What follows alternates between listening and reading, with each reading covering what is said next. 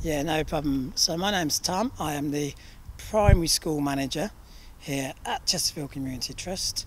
So that basically is involved in organising all of the club's activities in schools and also leading on the Premier League projects.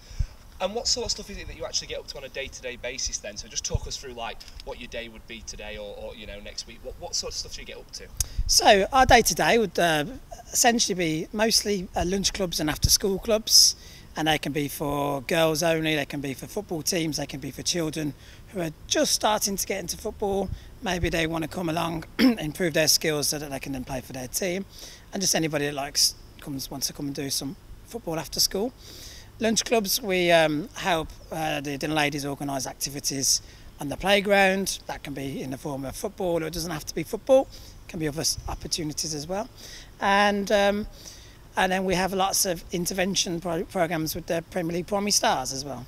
And you talk about the schools. How many schools have we got on board at the moment? And what do the schools get if they're on board with the Community Trust? So at the moment we've got around 25 schools working with us, and that comes across various measures really, because some schools just have one after school club, other schools use us for their PE, and we do 2 or 3 days of PE all days, throw in some after school clubs and lunchtime clubs as well. So there's a real wide range of things that we can offer really. And what would you sort of say to anyone that's maybe watching, maybe there's head teachers watching at home that sort of are watching this and kind of interested? What sort of stuff can you offer to them? Yeah, no, great question. So obviously the clubs, if you come on board and work with us this year, you get discounted tickets for 2 or 3 Chesterfield matches for you and your families and all the children, and that would typically look like tickets down to £2 for children and £8 for adults, so that we can really make Chesterfield Football Club as accessible to as many people as we can while the pressures are financially at the moment. We still want to encourage people to get down, so that's a big thing that we can offer any schools. And also we have PE support. We've got trained PE experts within the football club. We have Chester the Mouse, who loves coming out to visit all our partnership schools. And we have, like I said, the Premier League Primary Stars interventions, which is reading and writing. And all sorts really. We help on sports days, summer fairs. There's just so many things that we offer, and use the power of the football club to inspire your children. And you spoke about the sort of discounted price and sort of trying to make everything as cheap as possible. Why do you personally feel that that's so important in this day and age? Well, first and foremost, just to get this stadium full and bouncing. We're obviously sitting top of the league at the moment. We really want to encourage that, and this football club is a very community-based club. We want to be out in the community, getting the community down to cheer on the local team, really. It works both ways. And it is about that, isn't it? Do you feel like, as the primary education officer, you really want to try and get as many kids, into the stadium through what you do within schools? Oh, absolutely. And I've been over here just over a year now, and in that year, the engagement from children and teachers and schools and parents is increasing. The FA Cup run last year really helped that, and then this year, as I said, we're really pushing for promotion with Paul Cook and the team. So the more fans and the more families we get down, the better really. That can only help us. Absolutely. And then just talk to us about sort of the plans long term. What's your sort of long term goal for the Community Trust and within schools? What do you want to achieve? Yeah, so we really want to use the power of the football club to not just deliver after school clubs and stuff.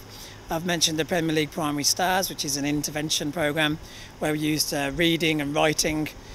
So we've had children from schools down to the stadium. They've been watching a football match, and then they write a match report. And we've had stadium tours where the children have to practice writing notes from all of the facts and information they hear, and then writing a non-chronological report. We've got our Reading Stars, which is really popular.